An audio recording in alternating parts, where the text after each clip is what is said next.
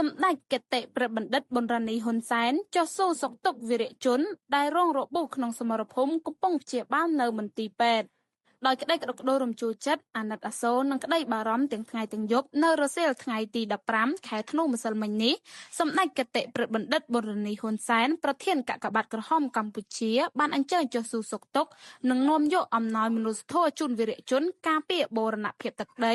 ដែលរងរបួសក្នុងសមរភូមិកំពុងសម្រាប់ព្យាបាលនៅតាមមន្ទីរពេទ្យក្នុងរាជធានីភ្នំពេញសម្ដេចគតិព្រះបណ្ឌិតប៊ុនរ៉ានីហ៊ុនសែនតែងតែមានក្តីបារម្ភខ្វល់ខ្វាយគ្រប់វិនាទីដោយមិនរំលងនោះឡើយចំពោះសុខទុក្ខរបស់បងប្អូនវីរជននិងក្រុមគ្រួសារព្រមទាំងប្រជាជនរងគ្រោះនិងងាយរងគ្រោះបំផុតដែលកំពុងជួបប្រទះនៅទុក្ខលំបាកព្រោះថាទុក្ខលំបាករបស់បងប្អូនប្រជាជនទាំងអស់គឺជាទុក្ខលំបាកផ្ទាល់របស់សម្ដេចគតិព្រះបណ្ឌិតប៊ុនរ៉ានីហ៊ុនសែនក៏ដូចជាថ្នាក់ដឹកនាំគ្រប់លំដាប់ថ្នាក់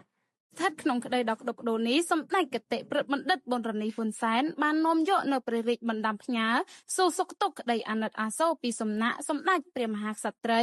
ព្រះរាជបិតាជាតិខ្មែរជាពិសេសការកោតសរសើរស្ងប់ស្ងាត់ចំពោះទឹកចិត្តដ៏អង់អាចក្លាហានហ៊ានពលិកម្មគ្រប់បែបយ៉ាងដើម្បីបូរណភាពទឹកដីដ៏កំសត់របស់យើងនិងសូមជូនពរដល់វីរជនគ្រប់រូបសូមឆាប់ជាសះស្បើយឡើងវិញ